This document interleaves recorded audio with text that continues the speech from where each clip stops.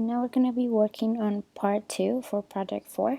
And if we go to the question here, the first thing that you need to do, it says, using the numerical solution from step 2, plot the function s of t defining 4.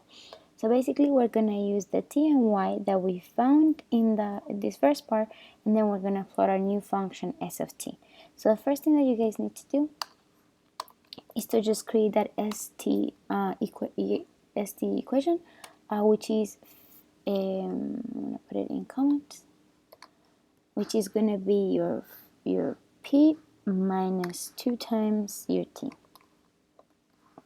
However, you need to write this in terms of y. So just so you remember, p is going to be equal to y, the first column. So it's all of the rows, the first column, and then t is gonna be equal to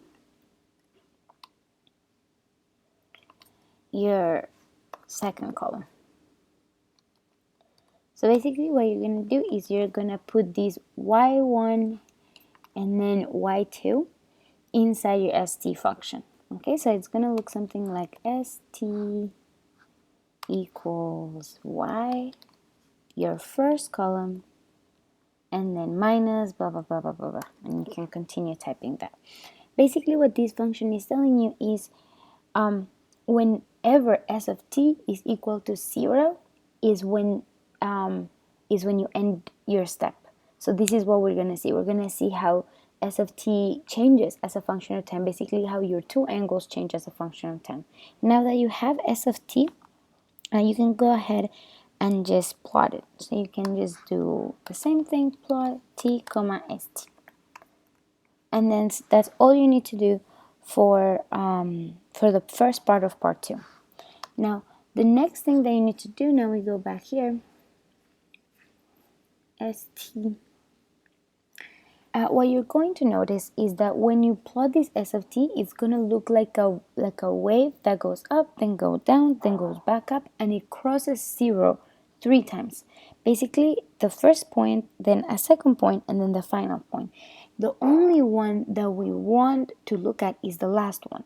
This means that this function is 0 at halfway or almost halfway through your step, and then at the end of the step. But we only want the last one. And in order to make sure that we only get one of the roots and we don't get the rest of them, what we're going to do is we're going to use an event. For you to understand it better, I would suggest you to read this part of the PDF a little bit more carefully. But basically what an event does is very similar to the tolerance and the absolute tolerance. What we do is we tell Matlab one of our constraints.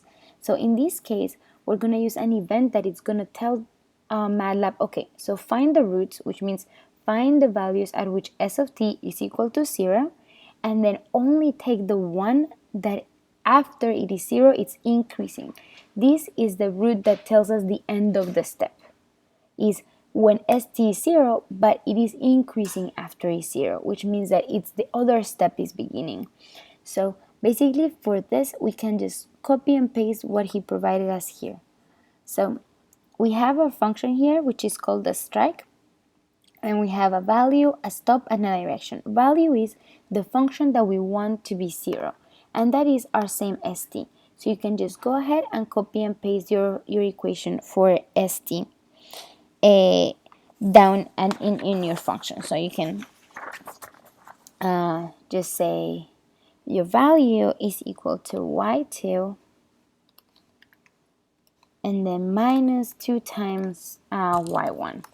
And then so you're going to notice that that we write y2 instead of y2, and this is because this function is applied at every single one of our steps, which means that we do it one by one. We are not going to do this to the whole column of y1. We're just going to do it to y1 at that particular point in time. So don't for the function, just for the function, not for the s of t. So for the s of t, we want the colon.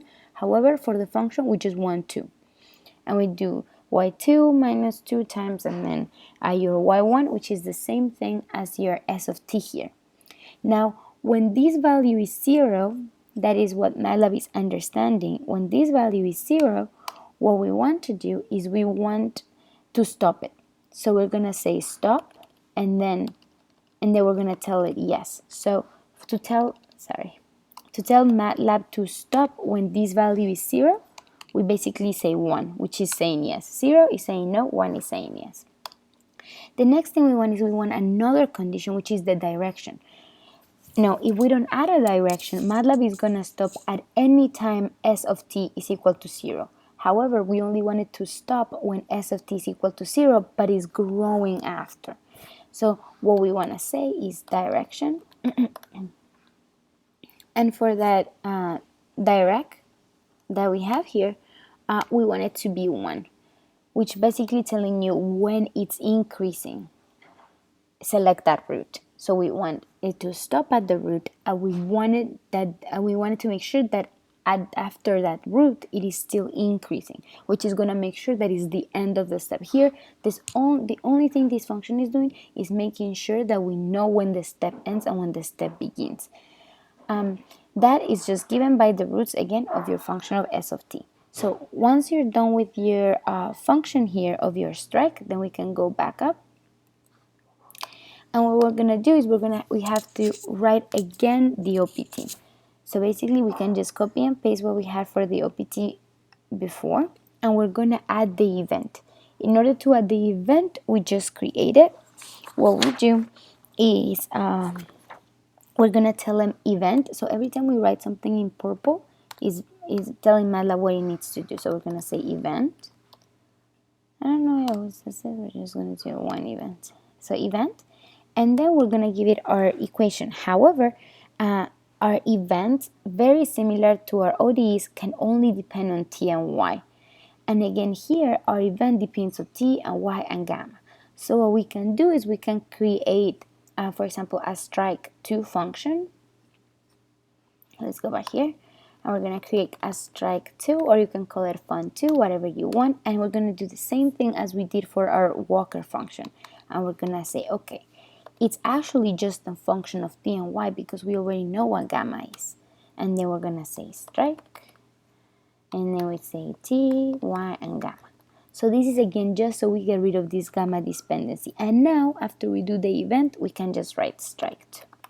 And this is the only time when the only thing that you actually need to change is this OPT set. Now, you can just go ahead and again copy and paste your ODE. You can just do this because the OPT is being updated to become this. So you don't have to create a new OPT. You can just go ahead and tell OPT. It's just one variable that's just changing. So after you do that, you can go ahead and do the plot the same way you did your first plot. Plot it again. Plot the first column and then the second column the exact same way. So we're gonna plot. And then what we're gonna do is they ask us to find what the last time is, and we want the last time because that is the time that is taking us to get one step done. Remember that I show you the function t end. We can use that again here. So for example, let's imagine that t was 1, 2, 3, 4, 5, 6, 7, 8, and then let's say jump to 20 and then 40 and then 70. If this is our t vector and we want that last value, what we do is we just say t and then end. So basically what the professors are trying to do here is for you to say, okay, what is my tau? Well, tau is going to be the last time that we have in our ODE. So after you plot it, you can just go ahead and say, okay, tau is equal to t end, the last time in our solver. And that's all you have to do. Just make your plots, and then the plot should look very similar to your first plot, except that it ends sooner. It ends at just the one step. And that's all you have to do for part 2.